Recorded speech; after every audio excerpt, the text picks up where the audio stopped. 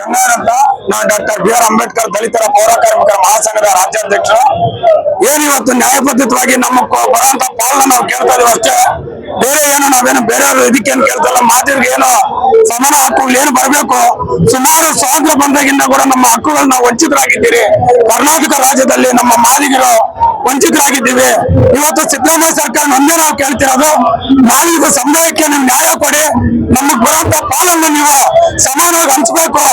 ನಾವು ಕರ್ನಾಟಕ ರಾಜ್ಯದಲ್ಲಿ ನಮ್ಮ ವಿದ್ಯಾವಂತರು ರಾಜಕೀಯದಲ್ಲಿ ಮತ್ತೆ ಉದ್ಯೋಗ ರಂಗದಲ್ಲಿ ಎಲ್ಲ ಕೂಡ ನಾವು ಹಿಂದೆ ಉಳಿದಿದ್ದೀವಿ ಮಾದಿಗರು.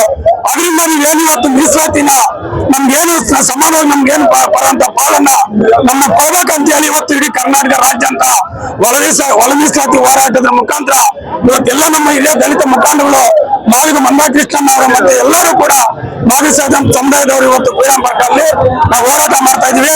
ಇವತ್ತು ಸಿದ್ದರಾಮಯ್ಯ ಸರ್ಕಾರ ಈಗಲೂ ಎಚ್ಚೆತ್ಕೊಂಡು ನಮ್ಮ ಮಾದಿಗರಿಗೆ ಸಿಗಬೇಕಾಗಿರುವಂತಹ ಸವಲತ್ತುಗಳನ್ನ ಕೊಡಬೇಕು ಅಂತ ಹೇಳಿ ನಾವು ಒತ್ತಾಯಪಟ್ಟವು. ನಾವು ಅರಿವು ಮಾಡ್ಕೊಂಡು